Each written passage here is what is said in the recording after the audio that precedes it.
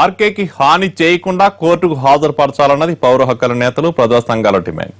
ఆయన తమ అదుపులోనే లేడంటున్నాయి పోలీసు వర్గాలు. ఈ మిస్టరీ వీడాలంటే తాను సురక్షితమని ఆర్కే నుంచి సమాచారం అన్న రావాలి, లేదన్నా జరిగుంటే ఆ విషయమైనా బయటికి పొక్కాలి. అంత రహస్యంగా జరుగుతున్న మావోయిస్టుల సమావేశానికి అడ్రస్ తెలిసినట్లు పోలీసు బలగాలు చేరుకోవడమే ఆశ్చర్యమైతే వారందించిన ఆర్కే ఏమయ్యాడో తెలియకపోవడం ఎన్కౌంటర్ లో మరో పెద్ద మిస్టరీ.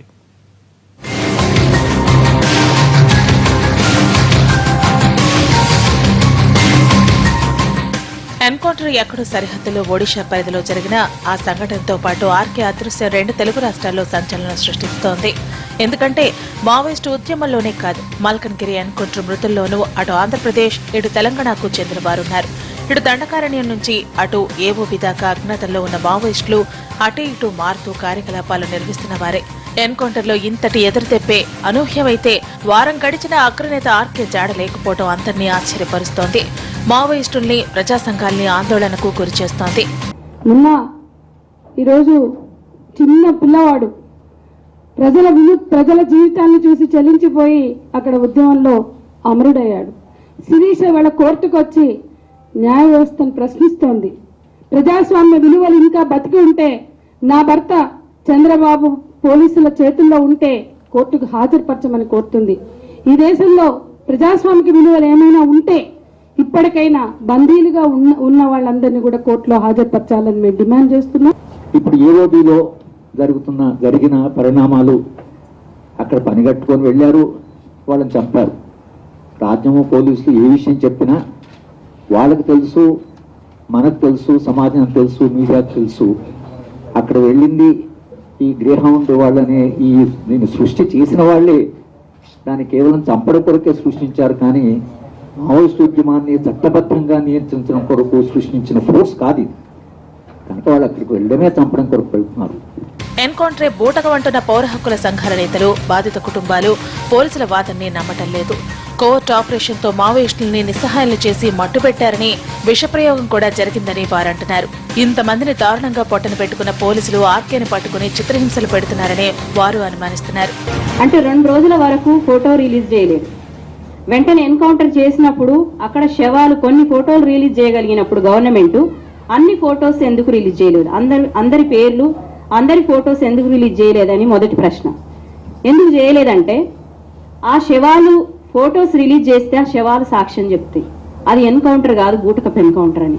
ఎందుకంటే ఆ శవాలు చాలా గాయాలతో ఉన్నాయి కాబట్టి. మేము అక్కడికి వెళ్ళి శవాలను చూసినప్పుడు ప్రభాకర్ని అయితే ఎత్తుతుంటే ప్రభాకర్ శవంగా ఆ బాడీ రావట్లేదు. మొత్తం పేగులన్నీ బయటకు వచ్చేసి మొత్తం మొహం మొత్తం చిదికిపోయి మొత్తం అది శవంగా లేదు, మాంసం ముద్దల్లాగా ఉన్నాయి. మల్కన్గిరి అడవుల్లో అక్టోబర్ 24 తెల్లవారుజామున జరిగిన ఎన్కౌంటర్ ఆర్కే ప్రధాన టార్గెట్ గా జరిగిందేనని సమాచారం. ఆపరేషన్ ఆర్కే పేరుతోనే పోలీసు బలగాలు రంగంలోకి దిగాయి. గతంలోని కూంబింగ్ ఆపరేషన్లకి భిన్నంగా ఈసారి వ్యూహం పన్నారు. గ్రేహౌండ్స్ బలగాలకు ఒడిషా ప్రత్యేక పోలీసు బలగాలు తోడయ్యాయి. ఎక్కడ ప్రారంభించాలో, ఎలా వెళ్లాలో, ఎలా ముగించాలో పక్కా ప్లాన్ తో ముందుకు కదిలాయి పోలీసు బలగాలు. బృందాలుగా విడిపోయి ఆఖరి బేస్ కి చేరుకునేదాకా ఎన్కౌంటర్ లక్ష్యమేమిటో అందులోని కొంతమందికే తెలుసు.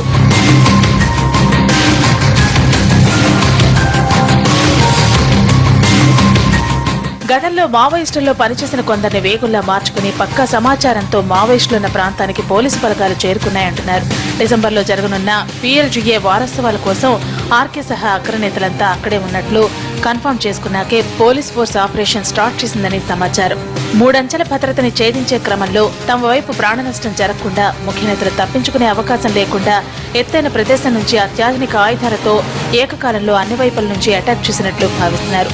21వ తేదీ రాత్రే కూంబింగ్ మొదలుపెట్టి 23వ తేదీ సాయంత్రానికి మావోయిస్టులున్న శిబిరానికి 10 కిలోమీటర్ల దూరంలో మకాం వేశారని, అక్కడి నుంచి సిగ్నల్స్ పనిచేయకుండా జామర్లు ఏర్పాటు చేసుకుంటూ 9 కిలోమీటర్లు కాలినడకన తెల్లవారేసరికి చేరుకున్నారని చెబుతున్నారు. మావోయిస్టులు 2 శిబిరాల్లో ఉన్నారని, చివరి నిమిషంలో పోలీసు బలగాల్ని మావోయిస్టులు గమనించేసరికే ఆలస్యమైపోయిందని కూడా ప్రచారం జరుగుతోంది.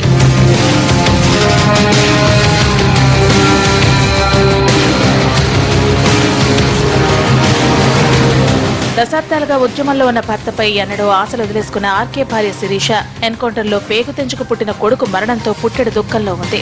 వారం గడిచిన ఆర్కే యోగక్షేమాల గురించి ఎలాంటి సమాచారం లేకపోవడంతో చివరికి ఆమె కోర్టు తలుపు తట్టింది.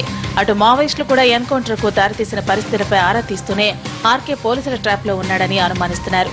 ఎన్కౌంటర్ కి ప్రతీకారం తప్పదని హెచ్చరిస్తున్నారు. దీంతో ఏవోబీలో యుద్ధ వాతావరణం అలముకుంది. ఏ క్షణాన ఏం జరుగుతుందోనన్న టెన్షన్. ఏవోబీలో మావోయిస్టుల్ని తుడిచిపెట్టాలన్న లక్ష్యంతో కదులుతున్న పోలీసు బలగాలు మావోయిస్టుల వార్నింగ్ తో అటెన్షన్ గా ఉన్నాయి. ఆర్కే గురించి ఏదో ఒక సమాచారం బయటకొచ్చేదాకా జరిగే ప్రచారం ఉద్రిక్తతకి ఆచ్యం పోస్తూనే ఉంటుంది.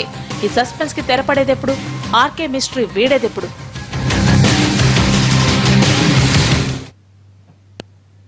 ఇది ఇవాల్టి